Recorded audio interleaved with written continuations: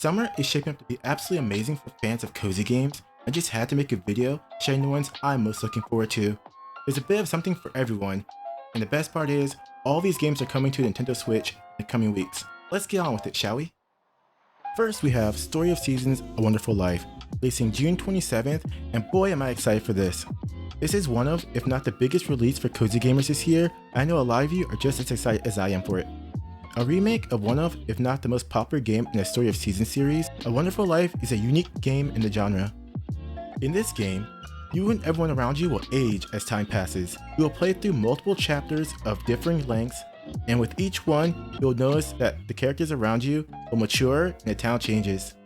For me personally, when I play a farming game, I really only last maybe 3 years, but with Story of Seasons: A Wonderful Life, you're going to want to keep playing for as long as you can, because the story just keeps going. You will really want to experience everything the game has to offer. There's nothing quite like it. Find someone to marry and watch as your child grows from a baby to an adult. The decisions you make will have an effect on how they grow up. For those of you who have played the original, there's a revamped art style and many new additions, like brand new events to make it a completely new experience. Also new is a character customization system, and the ability to marry any of the candidates you want regardless of which model you choose at the beginning of the game. There's truly way more freedom in this version of the game. While this game still has the farming, fishing, and mining we all love in our farming games, A Wonderful Life puts a huge focus on family and the people in the village. You will spend time with them and build a real connection that makes you really feel and appreciate the passage of time. Our next game is Pikmin 4, releasing July 21st. The long-awaited sequel is finally here, and it looks better than ever. I've been a fan of Pikmin ever since I was a little kid playing on my GameCube. And I'm so happy that more people get to experience the series now that we're getting brand new titles on the Nintendo Switch.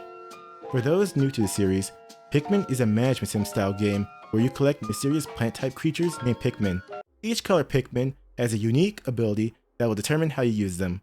For example, red Pikmin are resistant to fire, blue Pikmin can breathe underwater, and white Pikmin are resistant to poison.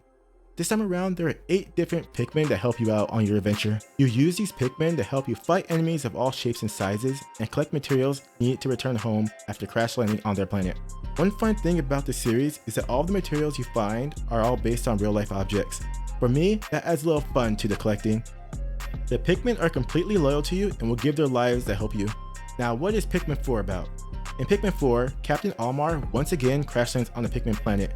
You know, I'm really starting to think that Captain Almar really isn't a good pilot. So he sends out a distress signal and a rescue party is sent to save him, but they crash land too. Is it the gravity? Are there asteroids? Good news though, they're sending you next to save all of them. Create your own character and go on a mission to save everyone. This time around, you also have a canine sidekick that can smash obstacles in your way and carry you throughout your adventures. Between him and the Pikmin, no obstacles can stand in your way. And now for a game I'm really looking forward to. Fae Farm was recently featured in the Summer Game Fest, where we learned the game is releasing September 8th.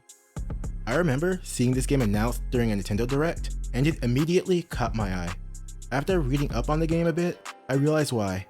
Fae Farm is inspired by Harvest Moon, Animal Crossing, and The Legend of Zelda, 3 series I'm absolutely in love with.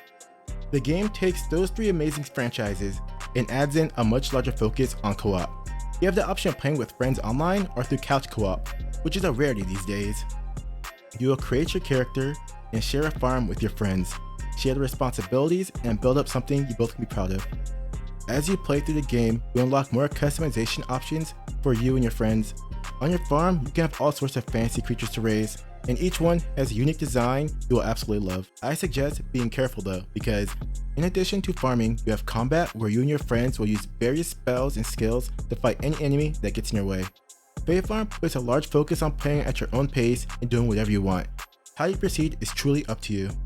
Our next game is one I never expected to see announced in a million years. Atelier Marie Remake, releasing July 13th. I think I said that right. The Atelier series has been a mainstay on the Switch for quite a while now, and this is a remake of the game that started it all many years ago. In this game, you play as Marie, a struggling student at a magic academy, and for her graduation exam, she is tasked with creating an item to satisfy her teacher. But all hope is not lost. She has 5 years to do so, and must spend this time building up her skills as an alchemist, gathering materials, earning money for research materials and tools, as well as hiring adventurers to help her out. Sounds easy, right? As you can see, there's plenty to do in this game, and how you approach it is up to you. This remake has completely remade graphics and new modes for you to enjoy, such as an unlimited mode that removes the 5-year deadline so you can play at your own pace, and social events to help you learn about the main characters. Something else really cool about this release is that if you buy the deluxe edition, you get a remaster of the original game that keeps the traditional look of the original with modern graphics released for the first time in the West. If you think about it, you're really getting 2 games for the price of 1.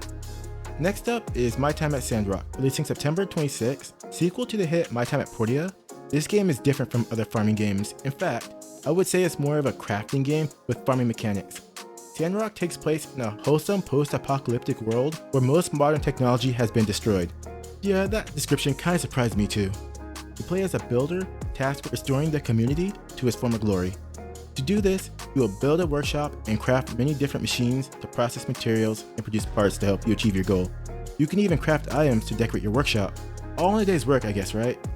The game has an open world that allows you to explore or simply relax in the village with the villagers. Speaking of the villagers, there's over 30 NPCs you can take side quests from, and they all have events for you to view that will provide you backstory and let you get to know them better. The designs for these characters are all so good that you'll want to get to know them all. The game also has combat that lets you switch from hack and slash melee to third person. This and the new fight mechanics they added give a lot of variety to the battles.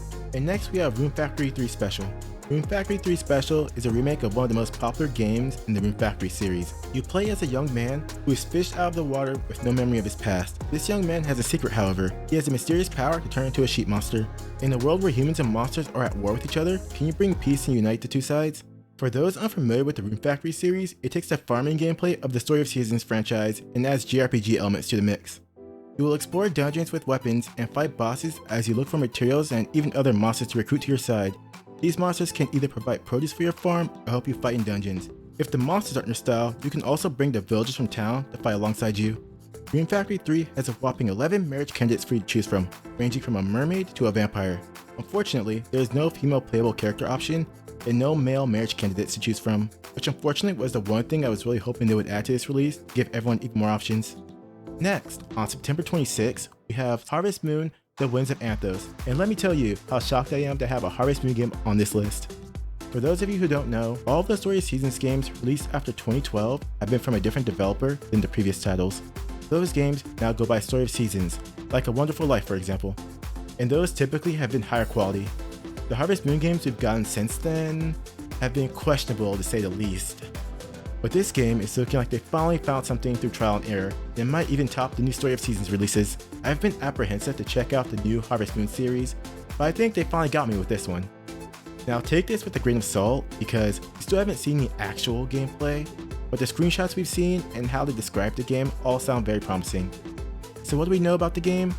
According to the developers, the land of Anthos was once a peaceful land protected by the harvest goddess until 10 years ago, a volcano erupted, and the goddess used all of her power to protect the people, which resulted in the villages all being separated from each other, with some villagers not even being able to return home. In the present day, it's your goal to revive the goddess and reconnect the villages. What makes this game an evolution from the previous games is the huge open world. You will travel to all of the villages and the lands between as you farm on the go with a portable farm that allows you to farm everywhere from snowy mountains to beautiful beaches. You will raise cows, chickens, and sheep like normal, but what other kinds of exotic animals are out there for you to find in this strange new world? And what better way to cap off the summer season than with Mineko's Night Market?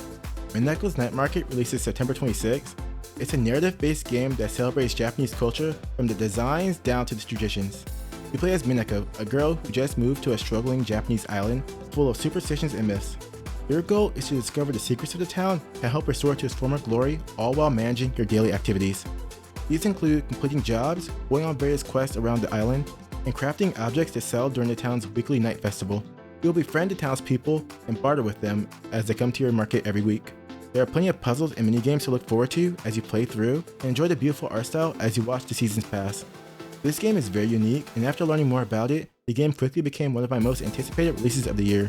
These are the cozy games I'm most looking forward to this summer. If there's a game you felt should be on the list, let me know in the comments. And if you're new to farming games and don't know where to start, click the video here, because I break down what I feel are the best games for beginners on Nintendo Switch.